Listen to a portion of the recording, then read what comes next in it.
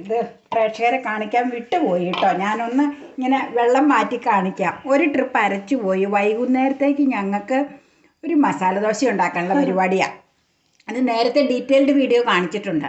അപ്പോൾ അരിയും ഉഴുന്നും അതിൽ സ്വല്പം ചോറും ചേർക്കും, പിന്നെ സ്വല്പം ഉലുവയും ചേർക്കും. അപ്പോൾ ഉഴുന്നിൻ്റെ കൂടെ ഉലുവ കുതിർക്കാനിടും, അരി സെപ്പറേറ്റ് ഇടും. എന്നിട്ട് നമ്മളൊരു സ്വല്പം ചോറ് ചേർത്ത് കഴിഞ്ഞാൽ സോഫ്റ്റായി കിട്ടും ദോശ ഇഡലിയൊക്കെ. അപ്പോൾ അതിന് വേണ്ടി ചോറ് ചേർക്കണത്. എന്നിട്ട് അതെല്ലാം കഴുകി വെച്ച് ഒരു ട്രിപ്പ് ഓൾറെഡി ഇതേ അരച്ച മാവ് കാണിക്കാം. അപ്പം അടുത്ത ട്രിപ്പ് അരയ്ക്കാൻ നേരത്തെ ഓർത്തത്, അയ്യോ ഒന്ന് കാണിച്ചില്ലല്ലോ എന്ന്. അളവുകൾ പറയാം. ഒരു ഗ്ലാസ് അരി പച്ചരി എടുത്തു കഴിഞ്ഞാൽ, അയ്യാറട്ടിൻ്റെ പച്ചരി ആട്ടോ യൂസ് ചെയ്യണേ. ആ പച്ചരി എടുത്തു കഴിഞ്ഞാൽ 1/2 ഗ്ലാസ് ഉഴുന്ന, പിന്നെ ഒരു ടേബിൾ സ്പൂൺ വേണ്ട കേട്ടോ, 1 ടീസ്പൂൺ ഉലുവ, പിന്നെ നമുക്ക് 1 വാളം ചോറ്, അത്രയേ ഉള്ളൂ. അതെല്ലാം റെഡിയാക്കി കഴുകി എടുത്തേച്ച് നമ്മൾ ഈ പച്ചരി ഒരു 4-5 മണിക്കൂർ കുതിരണം കേട്ടോ. എന്നിട്ട് നമ്മൾ ആട്ടാനെടുത്ത് രാവിലെ ആട്ടിപ്പോയേനെ 7 മുതൽ 10:15 വരെയും കറണ്ട് ഇല്ലായിരുന്നു. ഇപ്പൊ കറണ്ട് വന്നോളൂ. അപ്പോൾ വന്ന വഴി ആദ്യത്തെ ലോട്ട് അരച്ചു കഴിഞ്ഞപ്പോഴാണ് ഓർത്തത്, അയ്യോ ഒന്ന് കാണിക്കണമല്ലോ എന്നുള്ള വിവരം. അപ്പം അത് അങ്ങനെയാണ് ഞാൻ ആട്ടിയത്. ഞാൻ കാണിക്കുക, ഇത് ആട്ടി കഴിഞ്ഞിട്ട് മറ്റേതിലേക്ക് ഒഴിക്കുമ്പോൾ കാണിക്കാം. ആട്ടിയത് കേട്ടോ. ഇപ്പം ആട്ടട്ടെ. ആട്ടിയത് ചേർക്കുവാണേ മാവ്. ഞാൻ എന്നിട്ട് എങ്ങനെയാണെന്നറിയാവോ ചെയ്യണേ? മാവ് സ്പൂൺ കൊണ്ടൊന്നും അല്ല ഇളക്കണത്. ഞാൻ കൈ കഴുകി നീറ്റായി കൊണ്ടുവന്ന് വെച്ച് കൈ കൊണ്ട് തന്നെ മിക്സ് ചെയ്യുക. കാണിച്ചു തരാം. ഇപ്പം ഞാൻ എന്നിട്ട് ഈ മാവ് ആട്ടി വയ്ക്കുമ്പോൾ ഉപ്പ് ചേർക്കൂല കേട്ടോ. മാവ് പൊങ്ങി വന്ന് ചുടുന്നതിന് മുമ്പാട്ടോ ഉപ്പ് ചേർക്കണത്. ഞാൻ ചെയ്യണം, എൻ്റെ മെത്തേഡ് പറഞ്ഞതാണ്. അത് ഡീറ്റെയിൽഡ് ആയിട്ട് നമ്മൾ ദോശയ്ക്കും ഇഡലിക്കും മസാല ദോശയൊക്കെ ചെയ്തിട്ടുണ്ട്, അതിൽ കാണിച്ചിട്ടുണ്ട്. ഇതിപ്പോൾ ഒരു ഷോർട്ടായിട്ടൊരു ക്ലിപ്പിംഗ് എടുക്കണതല്ലേ. 6 മണിക്കൂർ എങ്ങനെയാണെങ്കിലും 6 മണിക്കൂർ വേണ്ടി വരും. മഴക്കാലമാണെങ്കിൽ ചിലപ്പോൾ കുറച്ച് സമയം കൂടെ വേണം. വേനൽക്കാലം ആകുമ്പോൾ ഒരു 5-6 മണിക്കൂർ കൊണ്ട് നന്നായിട്ട് പതഞ്ഞു വരും. ഇനിയിപ്പോൾ നമുക്ക് പതഞ്ഞ് പൊങ്ങുമ്പോൾ കാണിക്കാം. ഇപ്പോഴത്തെ സമയം ക്ലോക്കയിലൊന്ന് നോക്കിയേരെ. ക്ലോക്കയിൽ നോക്കിയാൽ 10:30. അപ്പോൾ നമുക്ക് ചുടുന്ന സമയവും കാണിക്കാം. അപ്പോൾ ആ സമയം കറക്റ്റ് അറിയാലോ എങ്ങനെയാണെന്നുള്ളത്. ഇനി അത് കവർ ചെയ്ത് വെക്കട്ടെ. വെച്ചോളൂ. അപ്പം നമ്മൾ മാവ് ആട്ടിയത് ഞാനിപ്പോൾ കാണിച്ചില്ലേ. അപ്പം ഞാൻ രാവിലെ പണി ഒതുക്കാന്ന് ഓർത്ത് ഞാൻ തവയിൽ മസാല തയ്യാറാക്കും. ഇതിൻ്റെ ഉള്ളിൽ വെക്കാനുള്ള ഫില്ലിങ് അത് തവയിൽ വെളിച്ചെണ്ണയാട്ടോ നമ്മൾ യൂസ് ചെയ്യണേ. വെളിച്ചെണ്ണ ഒഴിച്ചിട്ട് ക്യാരറ്റും സവോളയും മാത്രം, ഒരു മുഴുത്ത ക്യാരറ്റ് ഒരെണ്ണം, സവോള 3 എണ്ണം ഉണ്ട്, അത് 3 ഇങ്ങടെ സ്വല്പം ഉപ്പിട്ട് ഹാഫ് വാട്ടി വെച്ചേക്കണ രംഗാണിത്. ഇനി എന്നാ ചെയ്യേണ്ടതെന്ന് വെച്ച് കഴിഞ്ഞാൽ അതേ 4 പൊട്ടറ്റോ ഉണ്ട്, മുഴുത്ത പൊട്ടറ്റോ ആയിരുന്നു. അത് 4 എണ്ണം സെപ്പറേറ്റ് കുക്കറിൽ പുഴുങ്ങി ഉപ്പിട്ടാ പുഴുങ്ങിയേക്കണേ. അത് പുഴുങ്ങിയതിന് നമുക്ക് ഇതിലേക്ക് മിക്സ് ചെയ്ത് പൊടികളൊക്കെ ചേർത്ത് ഉച്ചയ്ക്ക് മുമ്പ് തന്നെ മസാല റെഡിയാക്കി വെക്കണം. അത് എന്തിനാന്ന് വെച്ച് കഴിഞ്ഞാൽ അപ്പം പിന്നെ ഉച്ചയ്ക്ക് ഊണൊക്കെ കഴിയുമ്പോൾ നമുക്ക് വിശ്രമിക്കാം.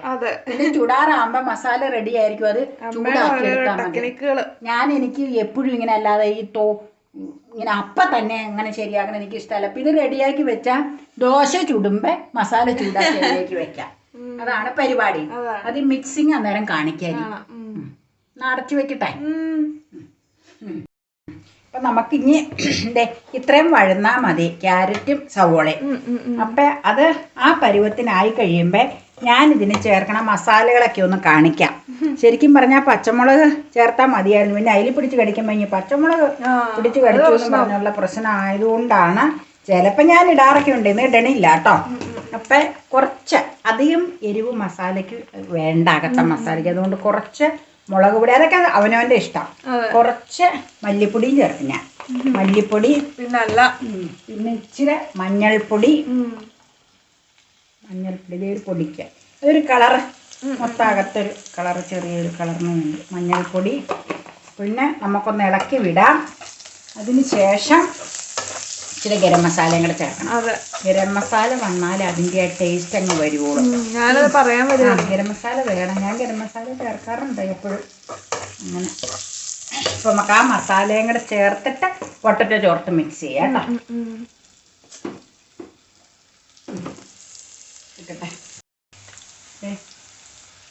ഗരം മസാല ഒരു പിഞ്ച് അത് മതി. നല്ല ടേസ്റ്റി ആയിരിക്കും. അത് ചേർത്ത് കഴിഞ്ഞാൽ ഒരു പ്രത്യേക ടേസ്റ്റ് വരും മസാലയ്ക്ക്. ഇനി ഇതൊന്ന് ചൂടാവട്ടെ കേട്ടോ. പിന്നെ പച്ചപ്പ് പോയിട്ടേ പൊട്ടറ്റോ ചേർത്ത് കൊടുക്കാവുള്ളൂ. എന്നിട്ട് പിന്നെ അത്രയും ചേർത്ത് കഴിഞ്ഞാൽ പരിപാടി കഴിഞ്ഞ് കുറച്ച് വേപ്പിലയും കൂടെ ചേർത്തേക്കാം.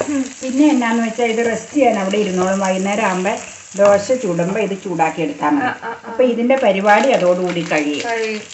അപ്പോൾ എളുപ്പമല്ലേ എപ്പോഴും ഇങ്ങനെ പ്ലാൻ ചെയ്ത് മസാല തയ്യാറാക്കി വെച്ച് കഴിഞ്ഞാൽ വളരെ നല്ലതാണ്. ചിലരെന്നോട് പറഞ്ഞിട്ടുണ്ട്, നമ്മുടെ ബന്ധുക്കളാണ് പറഞ്ഞേക്കണേ, ഈ മസാല തയ്യാറാക്കി ഫ്രിഡ്ജിൽ കണ്ടെയ്നറിൽ അടച്ചു വെക്കുക.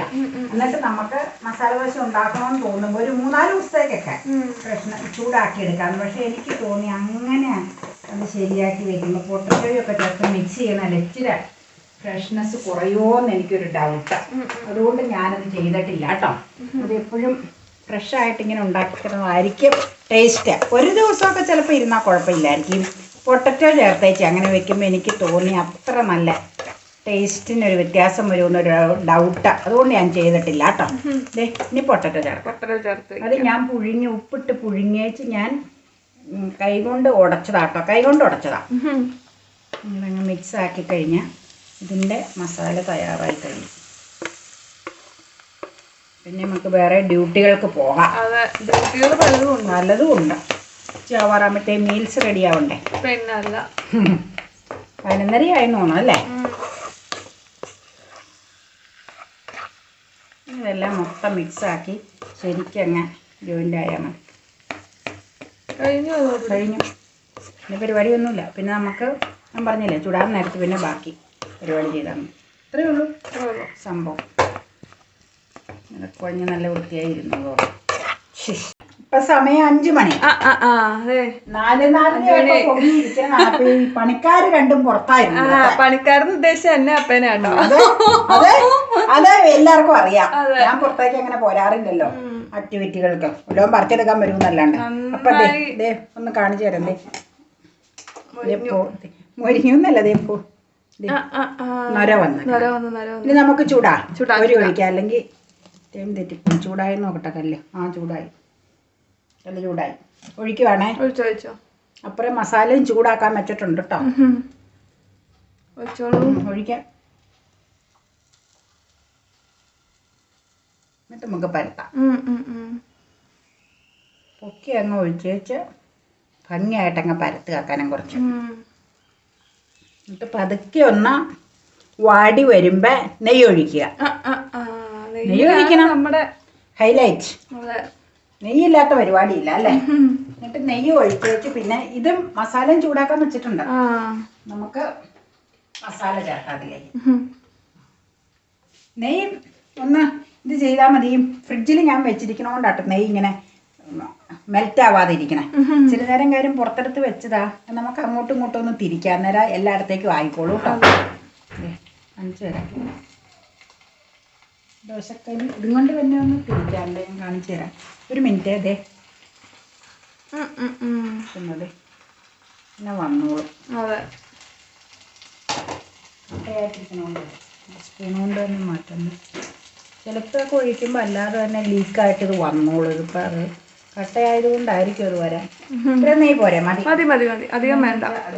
കാരണം നെയ് റോസ്റ്റ് അല്ലല്ലോ, മസാല ദോശയല്ലേ. അതുപോലെ ഇത് നന്നായിട്ട് ചൂടായി. ഇനി ഇത് ദോശയിലേക്ക് ചേർക്കാം. അതെ. മഴക്കാരൊക്കെ വെക്കണ്ട് നന്നായിട്ട്. സന്ധ്യ ആകുമ്പോ പെയ്യോന്നൊരു ഡൗട്ട്. മഴക്കാറ് തന്നെയുണ്ട്. പെയ്യോന്നൊരു ഡൗട്ട് ഉണ്ടാ. അതിക്കടെ നോക്കിയാൽ കാണാം. വെന്റിലേഷനേക്കിടെ എനിക്ക് നന്നായിട്ട് കാണാം. മഴ അടിച്ചു കഴിയുമ്പോ വെന്റിലേഷൻ എല്ലാം അടിക്കും, അല്ലെങ്കിൽ ഇറിച്ചിലടിക്കും. അത് കാരണം വെക്കുവാ. മുരിഞ്ഞോട്ടേന്ന് കരുതിയല്ലേ അതെ. ഈ ഒരു കളറൊക്കെ വരുമ്പോ വേഗം തന്നെ വെക്കണം.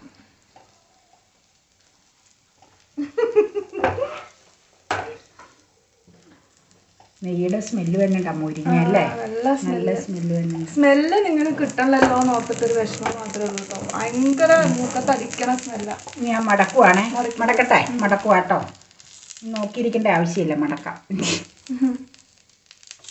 കണ്ണൂര് ഒരു മടക്കുള്ളൂ അല്ലേ? ഒരു മടക്ക് മതി. രണ്ടായിട്ട് മടക്കണമെങ്കിൽ അവിടെ നിന്ന് ഇവിടെ നിന്നും മടക്കണം. അത് വേണമെങ്കിൽ വേറെ ഒരെണ്ണത്തിൽ അങ്ങനെ കാണിക്കാം. വേണമെങ്കിൽ അടുത്തത് അങ്ങനെ കാണാം. പക്ഷെ അന്നേരം നിന്റെ തണുപ്പ് പോകും കഴിക്കാൻ. അത് സാരമില്ല.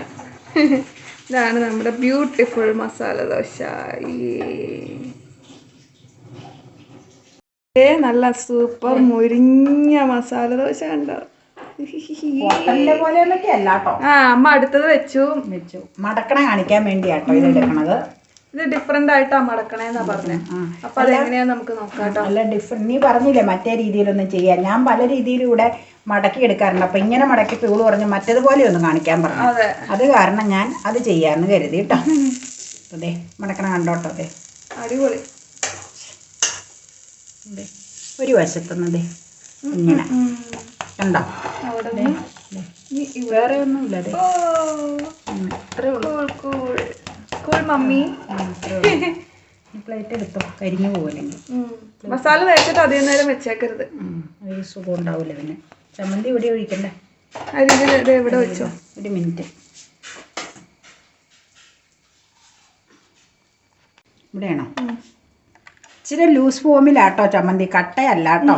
ഇച്ചിരി ലൂസ് ഫോമിലാ. അതെ കട്ടയായിരുന്നു വേണ്ടത്. ഞാൻ ഇച്ചിരി ലൂസാക്കി. മതിയോ ചമ്മന്തി? എനിക്ക് അധികം വേണ്ടേ. അടിപൊളി. നിങ്ങൾക്ക് ഇഷ്ടമാണോ മസാല ദോശ?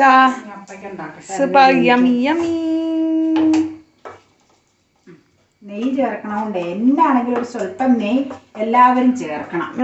നെയ്യ് ഇങ്ങനെ യൂസ് ചെയ്യാൻ ഇതുള്ളവരാണെങ്കിൽ പോലും ഒരു പൊടിക്ക് നെയ്യ് ചേർത്താൽ നെയ് റോസ്റ്റും ദോശയ്ക്കും മസാല ദോശയ്ക്കും ഒക്കെ വളരെ നല്ലതാണ്. അതെ.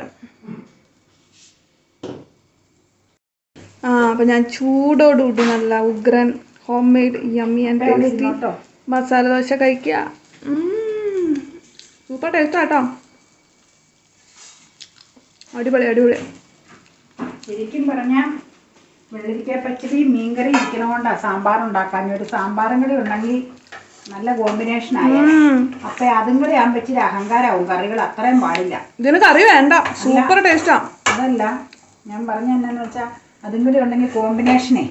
അപ്പൊ അതത്ര എനിക്ക് തോന്നി അത് വേണ്ടെന്ന്. അത്രയും ശരി. എങ്ങനെയുണ്ട് മസാല ദോശ? സൂപ്പർ ടേസ്റ്റ് അല്ലേ? അടിപൊളി. നല്ല രുചിയുണ്ട്. ക്രിസ്പി ദോശ അത് കാരണം നല്ല രസം.